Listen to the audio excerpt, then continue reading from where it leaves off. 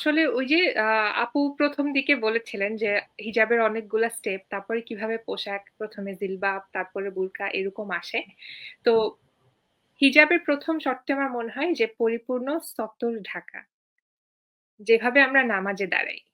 এটা হচ্ছে গিয়ে এক্কেবারে আইডিয়াল একটা রুল। এরপরে আমি আমার আত্মার পরিশুদ্ধির জন্য আরো কিভাবে আল্লাহর প্রিয় হতে পারি সেজন্য আমি নিকাব পড়ব। এই ক্ষেত্রেও পর্দা করার ক্ষেত্রেও যেরকম কোনো বাধ্যবাধকতা নেই।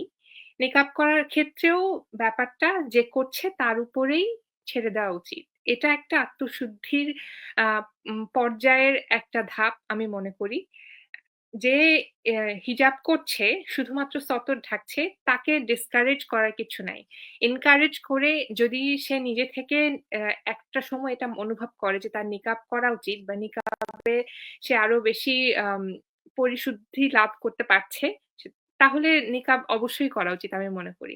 তার কারণ অনেকেই এটা বলেন যে শুধু সতর ঢাকার পরেও সমস্ত সৌন্দর্যটা আসলে শুধু আমাদের চেহারাতেই থাকে।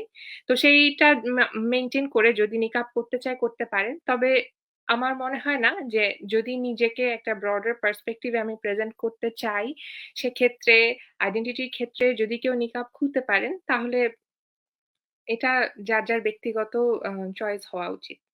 জি প্লিজ ডক্টর রুহানি আপনি বলতে পারেন। জি, আম আমি যেটা বলতে চাচ্ছিলাম তাহসিন উনার কথাতেই চলে এসেছে অনেকখানি। তারপরেও আসলে সতরের কিছু পর্যায় আছে। আমরা নিকাব বিষয়টা কখন এসেছে ইসলামিক বিধানে?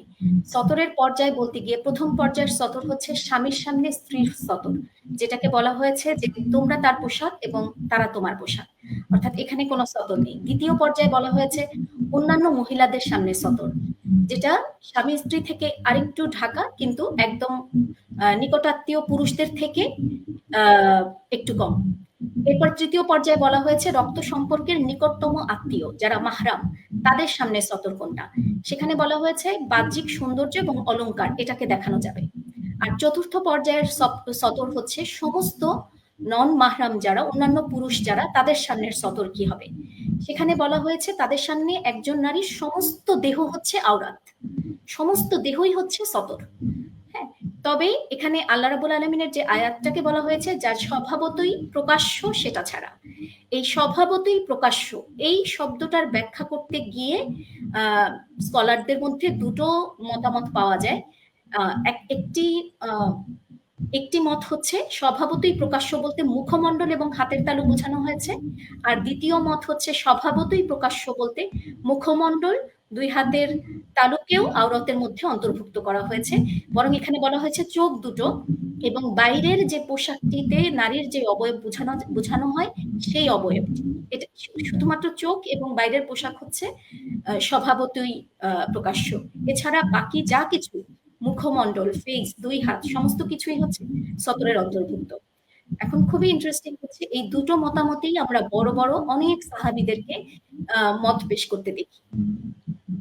যেমন প্রথম মতের মধ্যে যুক্তি পেশ করেন ইমাম আবু হানিফা, ইমাম মালিক।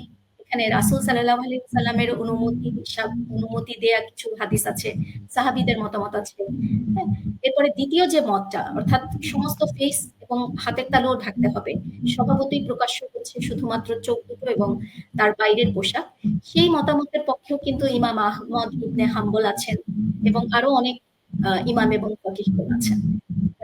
দুটো বিষয়ই আসলে আছে। তো সেক্ষেত্রে আমরা জানি যে সূরা বাকারার ১৮৭ নম্বর আয়াতে আল্লাহ তাআলা বলেছেন যে তাকওয়ার পোশাক হচ্ছে সর্বোত্তম। কাজেই পোশাকের সর্বোত্তম কোনটি সেটা আমাকে সিলেক্ট করে দেবে আমার তাকওয়া।